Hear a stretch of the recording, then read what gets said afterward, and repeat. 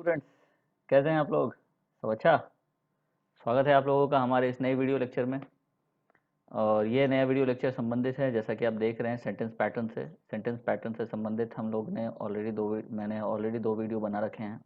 और मुझे पूरा उम्मीद है कि आप लोगों ने उसको देखा होगा और वहाँ तक के जितने कॉन्सेप्ट है वो कॉन्सेप्ट आपको समझ में आ गया होगा। ठीक है, पहले वीडियो लेक्चर में हमने इसको इंट्रोड्यूस किया था और फिर डिफरेंट कॉन्सेप्ट्स को समझा था, क्लॉजेस के बारे में, principal clauses, dependent clauses, subordinate clauses. और फिर उसके बाद फिर सिंपल सेंटेंसेस को समझा था कि सिंपल सेंटेंसेस हम किसको बोलते हैं। और फिर दूसरे वीडियो में हमने कंपाउंड सेंटेंस के बारे में पढ़ा था, जो कि इसका पिछला वीडियो था। और आज मैं हाजिर हूँ आपके सामने कॉम्प्लेक्स सेंटेंस के वीडियो को लेकर के। ठीक है, मुझे पूरा उम्मीद है कि आपको सिंपल सेंटेंस के पूरे कॉन्सेप्ट अच्छे तरीके से समझ में आ गए होंगे और साथ साथ कंपाउंड सेंटेंस के भी पूरे कॉन्सेप्ट आपको पूरे अच्छे तरीके से समझ में आ गए होंगे।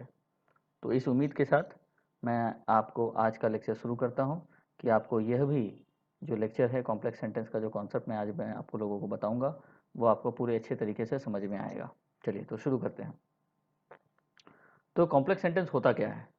तो जैसा कि आप यहाँ लिखा हुआ देख सकते हैं कि अ complex sentence is a sentence which has one main clause and one और मोर सबऑर्डिनेट क्लॉज।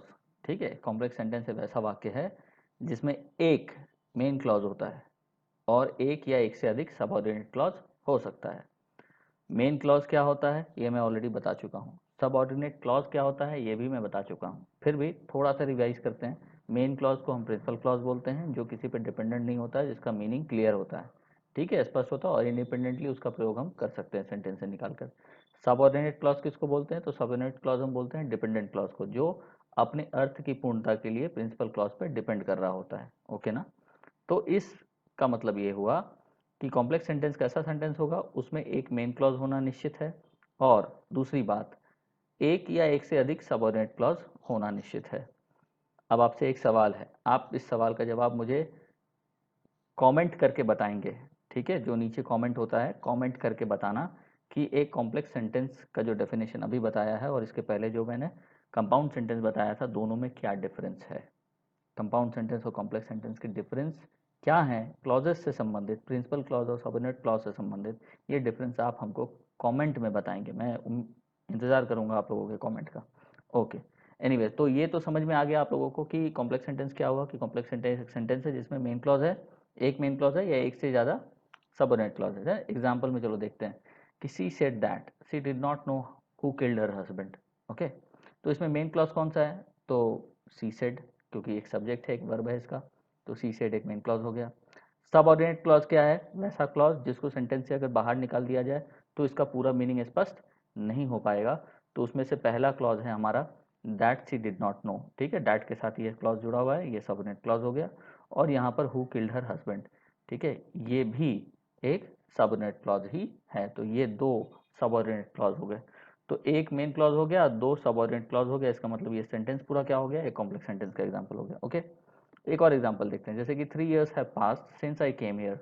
ठीक है, तो 3 years हैव पास्ड, ये क्या हो गया? ये पूरा का सेंटेंस, ये वाला पार्ट, ये हो गया मेन क्लॉज। मेन क्लॉज क्या है? 3 years हैव पास्ड, पूरा मीनिंग क्लियर है इसका, कहीं से कोई डाउट नहीं है। और सबऑर्डिनेट क्लॉज क्या हुआ? सिंस आई केम हियर, क्योंकि सिंस लगा हुआ है, आई केम हियर, तो सिंस के साथ चूंकि जुड़ा हुआ है तो इसका अर्थ क्या हो गया? अपूर्ण हो गया, पूरा अर्थ इसका नहीं हो पाया। ठीक है ना? तो इस तरह से हम देख लिए कि दो एग्जाम्पल, यहाँ पे दो एग्जाम्पल से हमने कॉम्प्लेक्स सेंटेंस के उदाहरण को समझ लिया है। एक में दो सबऑर्डिनेट क्लॉज दिख रहा है, दूसरे में एक सबऑर्डिनेट क्लॉज दिख रहा है। तो ये दोनों ही के दोनों क्या है? कॉम्प्लेक्स सेंटेंस के उदाहरण है। कॉम्प्लेक्स सेंटेंस क्या है? तो एक मेन क्लॉज रखने वाला और साथ साथ एक या एक से अधिक सबऑर्डिनेट क्लॉज रखने वाला। तो मुझे पूरा उम्मीद है कि कॉम्प्लेक्स सेंटेंस का यह उदाहरण और यह कॉन्सेप्ट आपको अभी समझ में आया होगा। अब इसी आशा के साथ अब आगे बढ़ते हैं। ठीक है, चलिए। तो जिस तरह से हमने बताया था आपको कि एक कंपाउंड सेंटेंस को कैसे पता लगाते हैं उनका, उसी प्रकार से अब हम लोग पढ़ते हैं कि एक कॉम्प्लेक्स सेंटेंसेस को हम लोग कैसे पता करेंगे। ठीक है, तो पहला इसका क्या है पता करने का तरीका? जिस प्रकार से हमने देखा था कि एक कंपाउंड सेंटेंस में कोऑर्डिनेटिंग कंजंक्शन लगा हुआ था। कोऑर्डिनेटिंग कंजंक्शन क्या होता है, इसका उदाहरण भी मैंने आप लोगों को दे दिया था। उसी प्रकार से एक कॉम्प्लेक्स सेंटेंस में सब ऑर्डिनेटिंग कंजंक्शन लगा होता है। सब ऑर्डिनेटिंग कंजंक्शन एक तरह से देखो तो कुछ मीन कोई खास बात नहीं है। दो सबऑर्डिनेट क्लॉज को जोड़ने, एक प्रिंसिपल क्लॉज को और एक सबऑर्डिनेट क्लॉज को जोड़ने वाला जो कंजंक्शन होता है उसको हम सब ऑर्डिनेटिंग कंजंक्शन बोलते हैं। मैं फिर से रिपीट करता हूँ, एक प्रिंसिपल क्लॉज के साथ किसी सबऑर्डिनेट क्लॉज मतलब डिपेंडेंट क्लॉज को जोड़ने वाला जो कंजंक्शन होता है उसको हम सबऑर्डिनेटिंग कंजंक्शन बोलते हैं। इस बात को आप नोट कर लीजिए, ठीक है। तो उसी प्रकार से अगर हम कंजंक्शन की बात करें तो if two or more clauses in any sentence is joined by subordinating conjunctions, ठीक है, तो वैसे सेंटेंसेस को हम कॉम्प्लेक्स सेंटेंस कहेंगे। और इस सेंटेंस के इस कॉम्प्लेक्स सबऑर्डिनेट कंजंक्शन का पहचान क्या होगा? मैंने कंपाउंड सेंटेंस जब पढ़ा रहा था तो कोऑर्डिनेटिंग कंजंक्शन के कुछ एग्जांपल दिए थे और आपसे कहा था कि आप उसको याद कर लीजिएगा।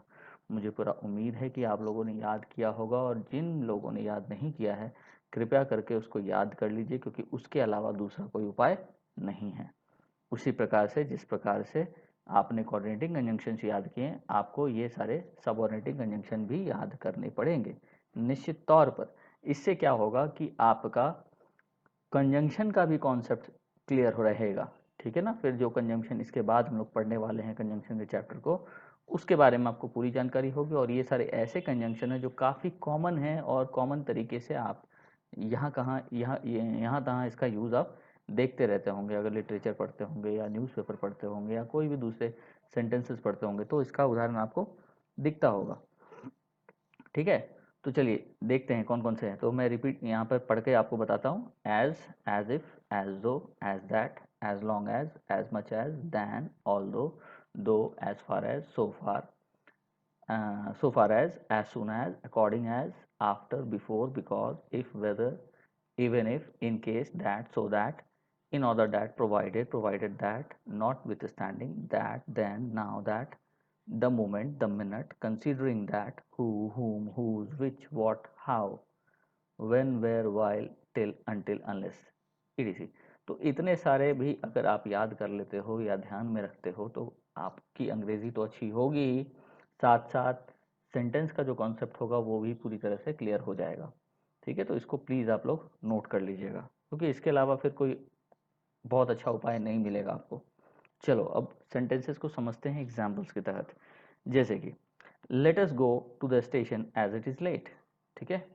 Late us go to the station अपने आप में एक पूरा सेंटेंस हो गया। एज इट इज़ लेट एक सबऑर्डिनेट क्लॉज हो गया, ठीक है। उसके बाद I am happy that you have managed everything. I am happy क्या हो गया? एक प्रिंसिपल क्लॉज हो गया। That you have managed everything क्या हो गया? एक सबऑर्डिनेट क्लॉज हो गया, okay. She killed her husband in order that she might marry her lover, ठीक है।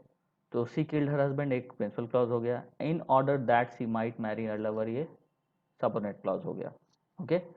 तो ये क्लियर हो रहा है। तो ये किस तरह से यहाँ पर सबऑर्डिनेटिंग कंजंक्शन के प्रयोग किए जा रहे हैं। अगर यहाँ ये याद होगा ऊपर वाला ये सारा, तो सेंटेंसेस की पहचान आपको आराम से होना शुरुआत हो जाएगा, ठीक है। चलिए अब आगे बढ़ते हैं।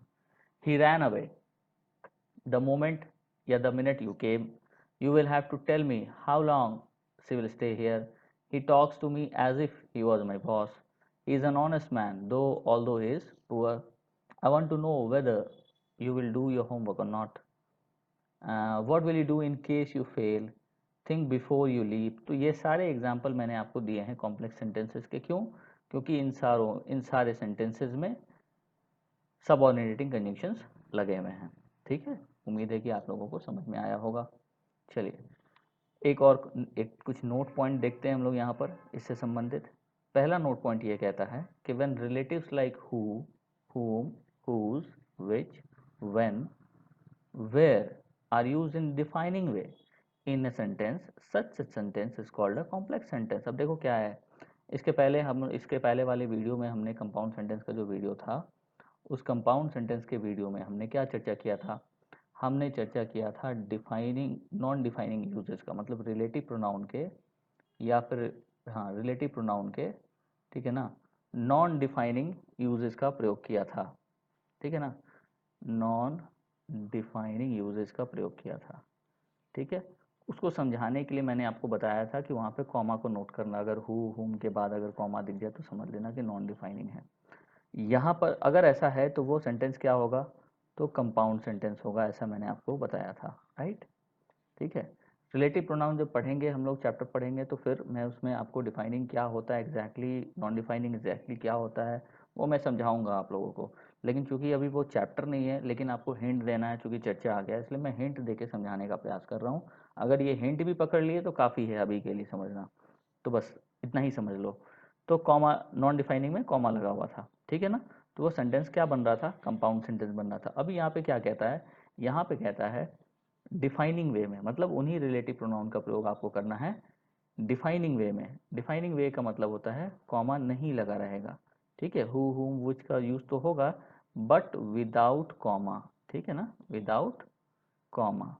तो इस बात को आप लोग नोट कर लीजिएगा कि कॉमा नहीं होगा। ओके, चलो, मुझे उम्मीद है कि इतना समझ में आया होगा। तो इसलिए इस चीज़ को याद रखना है, जब भी रिलेटिव प्रोनाउन का प्रयोग कुछ इस प्रकार से किया रहे कि वो डिफाइनिंग वे में किया रहे, मतलब कॉमा ना हो, ठीक है, तो ऐसा सेंटेंस को हम कॉम्प्लेक्स सेंटेंस बोलते हैं। लेकिन अगर कॉमा लग जाएगा तो हम क्या बोलेंगे, तो हम बोलेंगे उसको कंपाउंड सेंटेंस, ठीक है। तो इसलिए यहाँ पर मैंने आपको लिख दिया है यहाँ पर कि remember that a defining relative clause is written without commas. इसको ज़रूर नोट कीजिएगा, ठीक है। Remember that defining relative clause is written without commas. Okay, चलो, इतना मुझे उम्मीद है कि समझ में आया होगा। अब आगे बढ़ते हैं। अब एग्जाम्पल्स देखो बिना कॉमा के। The boys who came here today were my friends. The child whose parents live in America has come to see you. This is the place where we met first. I do not know the time when the train arrives. The moment which is lost for ever. ठीक है, तो ये सारे defining uses के example है, और ये सारे सेंटेंसेस क्या हैं, these all sentences are complex sentence. इसको नोट कर लीजिएगा। फिर कंपाउंड सेंटेंस के बारे में कॉन्सेप्ट क्लियर करना है। अगर किसी का क्लियर नहीं हो तो मैं आप लोगों से रिक्वेस्ट करूंगा कि आप पिछला वीडियो जरूर देखें, पार्ट 2 जरूर देखें। पार्ट 2 देखिएगा तो वो कॉन्सेप्ट आप लोगों का क्लियर हो जाएगा। ओके, चलिए दूसरा हम लोग पढ़ते हैं। सेकेंड पॉइंट नोट में कि जब वाइल का यूज़ बताए थे, वाइल का यूज़ जबकि के अर्थ में होता है, ठीक है ना, वेयर एज के मीनिंग में, वेयर एज जबकि वाइल, तो वो कंपाउंड सेंटेंस बनाता है। लेकिन वाइल का एक दूसरा मतलब भी है। वाइल का दूसरा मतलब क्या है, जब या जब तक, ठीक है। तो अगर ये जब या जब तक के अर्थ में आएगा वाइल का प्रयोग, तो ये सेंटेंस कॉम्प्लेक्स होगा, कंपाउंड नहीं होगा। कंपाउंड होने के लिए इसको जबकि के अर्थ में आना होगा, और उसके उदाहरण जानने के लिए आपको पिछला वीडियो फिर से देखना होगा, ठीक है। आप लोग पिछला वीडियो फिर दोबारा देखिए, फिर आपको ये कॉन्सेप्ट भी समझ में आ जाएगा, ठीक है।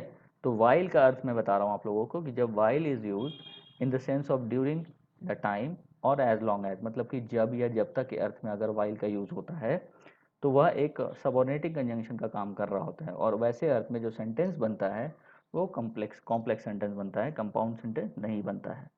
इसको नोट कर लीजिएगा। वाइल का प्रयोग है ना, अगर यहीं पर अगर जबकि के अर्थ में होता और इसका मतलब वेयर एज के इक्वल टू होता, ठीक है ना, वेयर एज के इक्वल टू होता, तो यह कंपाउंड सेंटेंस बनाता। लेकिन यहाँ पर क्या है कि वाइल का प्रयोग हम जब या जब तक के अर्थ में कर रहे हैं, तो ऐसे अर्थ में यह एक सबऑर्डिनेटिंग कंजंक्शन का काम करते हुए कॉम्प्लेक्स सेंटेंस का निर्माण करता है। इस बात को आप नोट कर लीजिए। जैसे उदाहरण में समझते हैं कि while I was watching TV my father came, मतलब जब मैं टीवी देख रहा था पिताजी आ गए, ठीक है ना। या फिर while there is life there is hope, तो यहाँ पर वाइल का मतलब एज लॉन्ग ऐसे है, मतलब जब तक है, जब तक जिंदगी है तब तक उम्मीद है ना, ऐसा कहते हैं। तो आप देख सकते हो कि तो ये दोनों सेंटेंस किसके उदाहरण हो गए, तो ये दोनों सेंटेंस उदाहरण हो गए आपको कॉम्प्लेक्स सेंटेंस के। ओके, मुझे उम्मीद है कि समझ में आया होगा। और फिर मैं दोबारा रिपीट करूंगा कि वाइल के जबकि वाले एग्जाम्पल को समझने के लिए अगर नहीं समझा है तो आप लोग पिछले वीडियो को पार्ट 2 को ज़रूर देखें, ठीक है। चलो अब आगे बढ़ते हैं। मुझे उम्मीद है कि ये पूरा आपको समझ में आ गया होगा। अब आगे बढ़ते हैं। तीसरा जो आपको नोट करना है वह यह है कि व्हेन बट, है ना, is use as coordinating conjunction. बताया था कोऑर्डिनेटिंग कंजंक्शन में कि बट का यूज होता है। तो इसका अर्थ क्या होता है, इस पे नोट करो। इसका अर्थ होता था लेकिन या किंतु, है ना। कोऑर्डिनेटिंग कंजंक्शन के तौर पर जब बट का यूज कर रहे होते हैं तो बट का मतलब क्या होता है, लेकिन या किंतु। तो ऐसे अर्थ में ये कंपाउंड सेंटेंस का निर्माण करता है। सीधी सी बात है, कोऑर्डिनेटिंग कंजंक्शन होगा तो किसका निर्माण करेगा, कंपाउंड सेंटेंस का निर्माण करेगा। लेकिन बट का एक और अर्थ भी होता है। अगर उस अर्थ में बट का प्रयोग किया गया हो किसी सेंटेंस में तो वो सेंटेंस कंपाउंड ना होकर कॉम्प्लेक्स होगा। लेकिन किस अर्थ में, इस बात को समझते हैं, ठीक है। तो but can also be used as a relative pronoun when it is used in the sense of who, dash, not, that, not, which, dot, not। Hindi मतलब अगर बोलो तो जो नहीं, जिसको नहीं, जिसे नहीं, जिनको नहीं, जिसने नहीं, इस अर्थ में अगर बट का यूज़ किया गया होता है तो इसे हम तो इससे बने सेंटेंस को हम कॉम्प्लेक्स सेंटेंस बोलते हैं। ओके, और यहाँ पे लिखा हुआ भी है कि and in this tense it forms a subordinating clause and finally a complex sentence is formed. उदाहरण देखते हैं, उदाहरण से मुझे उम्मीद है कि आप लोगों को ज़्यादा समझ में आएगा। जैसे कि देखो, there is no mother but loves her children. ठीक है, हो सकता है कुछ लोगों को ये सेंटेंस थोड़ा अटपटा सा लगे, लेकिन अटपटा लगने की कोई बात नहीं होनी चाहिए, पहली बार सुन रहे हो शायद, लेकिन ये सेंटेंस बिल्कुल सही है। There is no mother but loves her children. तो यहाँ पर बट लव्स का मतलब क्या हो रहा है? हु डज नॉट लव, मतलब ऐसी कोई माँ नहीं है जो अपने बच्चे से प्यार नहीं करे। तो जो नहीं का सेंस आ रहा ना यहाँ पर, क्लियर है ना? चलो, उसके बाद आता है there was none but saw me. ठीक है, तो यहाँ पर बट सॉ का मतलब क्या हो रहा है? हु डिड नॉट सी मी, ऐसा कोई नहीं था जिसने मुझे नहीं देखा। तो जिसने डॉट डॉट डॉट नहीं का अर्थ आ रहा है। ठीक है, उसी तरह से सेंटेंसेस के प्रयोग होते हैं और उसमें बट का प्रयोग किया रहता है। तो ऐसे अर्थ में हम बट को एक बट जो है वो सबऑर्डिनेटिंग क्लॉज का निर्माण करता है और सेंटेंस क्या हो जाता है? तो एक कॉम्प्लेक्स सेंटेंस बन जाता है। ठीक है, तो ये तीसरा पॉइंट भी मुझे उम्मीद है कि आपको समझ में आ गया होगा। हालांकि रिपीट करोगे, चीज़ों को रिपीट करोगे, बार बार 2 बार 3 बार सुनोगे तो मुझे उम्मीद है कि आपको ये क्लियर कॉन्सेप्ट पता चल जाएगा। फिर भी अगर कोई डाउट हो तो कृपया करके आप मेरे व्हाट्सएप नंबर पे पूछ सकते हैं। ओके, चलिए अब आगे बढ़ते हैं हम लोग बट के इस कॉन्सेप्ट को क्लियर करने के बाद। दूसरा पहचानने का तरीका, पहला पहचानने का तरीका हो गया कौन सा? कि सबऑर्डिनेटिंग कंजंक्शन लगा होता है। ठीक है, सबऑर्डिनेटिंग कंजंक्शन लगा होता है, ये वाला पॉइंट मैंने आप लोगों को बता दिया है। ठीक है, और इससे संबंधित जो कुछ नोट करने वाले पॉइंट्स थे वो नोट्स भी मैंने बता दिया है कि ये सारे रिलेटिव प्रोनाउन अगर डिफाइनिंग में हो तो कॉम्प्लेक्स सेंटेंस होगा। इसके बाद मैंने बताया कि वाइल का प्रयोग अगर जब या जब तक के अर्थ में हो तो ये कॉम्प्लेक्स सेंटेंस होगा। और तीसरा बताया कि वर्ड बट का प्रयोग अगर रिलेटिव प्रोनाउन के तौर पर जो नहीं, जिसे नहीं, जिसको नहीं के अर्थ में हो रहा हो तो ये कॉम्प्लेक्स सेंटेंस होगा। ठीक है, अब आगे बढ़ते हैं और हम लोग दूसरा तरीका समझते हैं कॉम्प्लेक्स सेंटेंस को समझने का। तो if a clause in a sentence does not begin with if, अगर कोई क्लॉज है किसी सेंटेंस में लेकिन उसकी शुरुआत इफ़ से नहीं होती है, instead it starts with were, had, should in the same sense of if. लेकिन इस सेंटेंस की शुरुआत होती है वेयर से, हैड से, शुड से, लेकिन इसका मीनिंग इफ़ के बराबर ही होता है, यदि के अर्थ में ही होता है। ठीक है ना? तो वैसे सेंटेंस को हम कॉम्प्लेक्स सेंटेंस बोलते हैं। एक बार मैं और रिपीट करता हूँ कि अगर कोई क्लॉज किसी सेंटेंस में इफ़ से शुरू ना हो करके शुरू हो वेयर से, हैड से, शुड से, लेकिन इनकी मीनिंग जो हो वो इफ़ के बराबर ही हो, मतलब कि यदि के अर्थ में ही हो, तो वैसे सेंटेंस कॉम्प्लेक्स सेंटेंस कहलाएंगे। एग्जाम्पल के थ्रू समझते हैं कि should you help me I would be obliged. याद रखिएगा, should you help me I would be obliged मतलब if you help me I would be obliged. Okay, उसी तरह से वेयर का यूज समझते हैं कि were they here they would help me. ठीक है, मतलब if they were here, if they were here they would help me. इसका सिंपल सा अर्थ है had you done well you would have been rewarded, if you had done well you would have been rewarded. तो if इसमें छुटा हुआ है, if का सेंस छिपा हुआ है, लेकिन प्रयोग हुआ है शुड का, वेयर का और हैड का इफ के अर्थ में। तो इफ लगाने की आवश्यकता यहाँ पर नहीं है ना? तो सेंस इफ का ही निकल रहा है, लेकिन वर्ड कौन कौन सी यूज किए हम लोगों ने? शुड, वेयर और हैड। तो इस बात को आप निश्चित तौर पर समझ लीजिए कि अगर ऐसे सेंटेंसेस हैं तो ये सेंटेंसेस कैसे सेंटेंस कहलाएंगे? तो एक कॉम्प्लेक्स सेंटेंस कहलाएंगे। क्लियर है बात? मुझे पूरा उम्मीद है कि ये पार्ट आपको क्लियर हुआ होगा। चलिए अब तीसरा पार्ट पढ़ते हैं कि if a sentence is of the structure, अगर किसी सेंटेंस का स्ट्रक्चर कुछ इस फॉर्मेट में हो, the plus comparative degree comma फिर द प्लस कॉम्पेरेटिव डिग्री, तो ये सेंटेंस एक कॉम्प्लेक्स सेंटेंस होगा। बड़ा आसान सा है, the plus comparative degree, the plus comparative degree, sentence complex sentence होगा। क्लियर है? जैसे the more we get the more we want, तो द प्लस कॉम्पेरेटिव डिग्री है, द प्लस कॉम्पेरेटिव डिग्री है, the more we get the more we want. ठीक है, complex sentence हो गया। The richer you are the greedier you become, जितनी ज़्यादा अमीर अमीर होते हैं लोग उतने ही लालची होते चले जाते हैं। तो ये सेंटेंस किसका एग्जांपल हो गया आपको? द मोर प्लस दो मोर का the plus comparative degree, the plus comparative degree. ठीक है, तो ऐसे सेंटेंस हम कौन सा सेंटेंस बोलते हैं? तो कॉम्प्लेक्स सेंटेंस बोलते हैं। ओके, चलिए अब हम लोग नेक्स्ट पढ़ते हैं। चौथा है पहचानने का तरीका कि if in a sentence there are two clauses and these clauses are neither joined by a conjunction nor separated by a comma, the sentence is a complex sentence. ठीक है, कि दो क्लॉजेज अगर किसी सेंटेंस में है और ये दोनों दो क्लॉजेज ना ही किसी कंजंक्शन के द्वारा ज्वाइन किए गए हैं और ना ही किसी कॉमा से सेपरेट किए गए हैं, बस सीधा लिखा हुआ है, तो समझ लेना है कि वो सेंटेंस कैसा होगा, एक कॉम्प्लेक्स सेंटेंस होगा। जैसे कि I hope you will surely succeed, तो यहाँ पर आप बोल सकते थे आई होप के बाद दैट लगा सकते थे, ठीक है, लेकिन नहीं लगा रहे हो, छोड़ दिए हो, ना कॉमा दिए हो, तो ये सेंटेंस क्या हो गया, कॉम्प्लेक्स सेंटेंस हो गया। ओके, इस बात को नोट कीजिएगा। The mobile phone you bought is costly, यहाँ पे आप लगा सकते थे the mobile phone that you bought is costly, या the mobile phone which you bought is costly लगा सकते थे ना, लेकिन नहीं लगाया है, तो ये सेंटेंस क्या हो गया, एक कॉम्प्लेक्स सेंटेंस हो गया। The boy you were looking for has come, है ना, जिस बच्चे को तुम खोज रहे थे, जिस लड़के को तुम खोज रहे थे, वो आया है। ठीक है, तो ये सेंटेंस भी किसका उदाहरण है, कॉम्प्लेक्स सेंटेंस का उदाहरण है। बीच में ना ही कोई कंजंक्शन लगा है दो क्लॉजेस को जोड़ने के लिए और ना ही कोई कॉमा लगा है दो क्लॉजेस को सेपरेट करने के लिए। तो ऐसे सेंटेंस कैसे होते हैं, कॉम्प्लेक्स सेंटेंस होते हैं।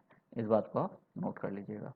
ठीक है, चलो आज का पांचवा तरीका पढ़ते हैं कॉम्प्लेक्स सेंटेंस को पहचानने का, कि if in a clause of a sentence, किसी वाक्य के किसी क्लॉज में अगर वंश शब्द का प्रयोग किया गया है, किस शब्द का, वंश शब्द का प्रयोग किया गया है, किस अर्थ में, एक बार के अर्थ में, यदि एक बार के अर्थ में, या फिर जैसे ही के अर्थ में, ज्यों ही के अर्थ में वंश शब्द का प्रयोग किया गया है, तो वैसे सेंटेंस कॉम्प्लेक्स सेंटेंस होते हैं। नोट कीजिएगा, अगर किसी सेंटेंस के किसी क्लॉज में वंश शब्द का प्रयोग यदि एक बार या ज्यों ही के अर्थ में किया गया है, वह सेंटेंस एक कॉम्प्लेक्स सेंटेंस होता है। क्लियर। अब उदाहरण में समझते हैं कैसे होता है, कि जैसे कि once you understand this concept you will have no difficulty, right. एक बार, यदि एक बार आप इस कॉन्सेप्ट को समझ लीजिएगा तो फिर आपको कोई परेशानी नहीं होगी, एकदम क्लियर है। ओके। या फिर once you see the Taj Mahal you will become its admirer, ठीक है, आप एक बार ताजमहल देख लेंगे यदि, तो आप उसके प्रशंसक बन जाएंगे, है कि नहीं। तो वही है, तो दोनों अर्थ यहाँ पे आ रहा है, यदि एक बार भी आ रहा है या फिर एज सुन एज के अर्थ में, जैसे ही आप ये कॉन्सेप्ट समझेंगे आपको कोई परेशानी हो, जैसे ही आप ताजमहल देखेंगे आप इसके एडमायरर बन जाएंगे, है ना। तो इस अर्थ में भी ये चूंकि वंश का प्रयोग किया गया है इसमें और सेम अर्थ है जैसा मैंने बताया आपको, तो ये सेंटेंस कैसा है, दोनों एक कॉम्प्लेक्स सेंटेंस है। ओके, तो उम्मीद है मुझे कि आप लोगों को ये चीज़ समझ में आ रहा होगा और अच्छे तरीके से आ रहा होगा। कोई भी डाउट हो, कोई प्रश्न हो तो आप बिल्कुल फ्री हैं मुझसे पूछने के लिए। चलो अब आगे बढ़ते हैं हम लोग। आज का ये अंतिम कॉन्सेप्ट है और इस कॉन्सेप्ट के साथ कॉम्प्लेक्स सेंटेंस के कॉन्सेप्ट आपके समाप्त हो जाएंगे। तो अंतिम कॉन्सेप्ट क्या कहता है कि if the first clause of the sentence is imperative, पहला क्लॉज जो है वो इम्पेरेटिव नेचर का है और दूसरा क्लॉज जो है वो एंड प्लस असर्टिव का स्ट्रक्चर का लिए हुए है। ठीक है, ध्यान देना, पहला क्लॉज किसी सेंटेंस में इम्पेरेटिव नेचर का है, इम्पेरेटिव सेंटेंस है, और दूसरा क्लॉज जो है वो एंड प्लस असर्टिव का स्ट्रक्चर लिए हुए। असर्टिव मतलब something that is said very confidently और वेरी फोर्सफुली, उसमें कुछ हिम्मत नज़र आती है, कुछ कॉन्फिडेंस नज़र आता है, तो वैसे सेंटेंसेस को असर्टिव सेंटेंस बोलते हैं, है ना। तो वैसा स्ट्रक्चर वाला सेंटेंस कैसा सेंटेंस होगा, एक कॉम्प्लेक्स सेंटेंस होगा। ओके ना।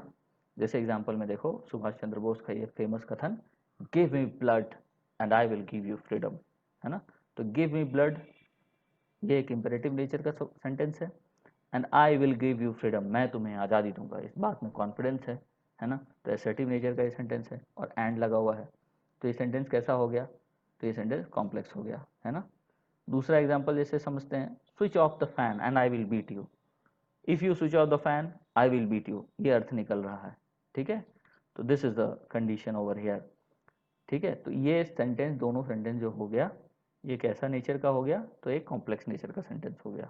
ओके, उम्मीद है कि आप लोगों को समझ में आया होगा। अब एक और नोट यहाँ पे जो आप लोगों को करना चाहिए वो ये करना चाहिए कि जनरली क्या होता है कि इम्पेरेटिव क्लॉज जो होता है या इम्पेरेटिव सेंटेंस जो होता है वो एक ऑर्डर, कमांड या रिक्वेस्ट का सेंस प्रोवाइड करता है, इतना तो पता ही होगा आप लोगों को। लेकिन यहाँ पर जो ये इम्पेरेटिव सेंटेंसेस यूज़ किए गए हैं इससे ऐसा कोई सेंस नहीं निकलता है, बहुत दोनों में फ़र्क है। ठीक है, यहाँ पर जो ये सेंटेंसेस दिए हुए हैं इससे हमको किसी शर्त का पता चलता है, किस चीज़ का, शर्त का। तुम मुझे खून दो और मैं तुम्हें आज़ादी दूंगा, मतलब यदि तुम मुझे खून दोगे तो मैं आज़ादी दूंगा, एक कंडीशन है, एक तरह से आज़ादी चाहिए तो खून देना पड़ेगा। ठीक है ना, switch off the fan and I will beat you, यदि तुम पंखा बंद करोगे तो मैं तुम्हें मारूंगा, तो कंडीशन को फुलफिल कर रहा है। तो इम्पेरेटिव तो है लेकिन मीनिंग क्या कन्वे कर रहा है ये इंपॉर्टेंट है, इस बात को समझ। तो ऐसे सेंटेंसेस में इम्पेरेटिव सेंटेंस का जो मीनिंग होता है, उसका जो सेंस होता है, वो थोड़ा चेंज कर जाता है। वो रिक्वेस्ट, कमांड, ऑर्डर से चेंज करके किसी कंडीशन को कन्वे कर रहा होता है, किसी शर्त के बारे में बता रहा होता है। तो ये इंपॉर्टेंट है आपके लिए, इसको समझने के लिए, ठीक है। तो मुझे उम्मीद है कि कॉम्प्लेक्स सेंटेंस का ये जो पूरा पार्ट मैंने आप लोगों को समझाया, वो आप लोगों को अभी तक अच्छे से समझ में आ गया होगा, ठीक है। तो इसी उम्मीद के साथ मैं आप लोगों से आग्रह करूंगा कि आप लोग इस वीडियो को 1-2 बार देखें और पूरे कॉन्सेप्ट को समझें, ठीक है। कोई डाउट हो, कोई प्रश्न हो तो आप मुझसे पूछ सकते हैं। और एक जो सवाल मैंने शुरुआत में पूछा था डिफरेंस से related, complex sentence compound sentence के डिफरेंस से रिलेटेड, वो आप लोग कमेंट में बताएंगे, तब मुझे लगेगा कि हाँ आप लोग मेरा वीडियो ज़रूर देखते हैं, ठीक है। और फिर लास्ट में मैं ये बोलूँगा, वीडियो अगर पसंद आया हो तो इसे लाइक करें, सब्सक्राइब करें, ठीक है। लोगों के साथ शेयर करें, जितना संभव हो सके उतना शेयर करें। नॉलेज को स्प्रेड होने में मदद करें, किसी की मदद करें, ठीक है। And stay home, stay safe, ख्याल रखें अपना और खुश रहें। Thank you very much. God bless you.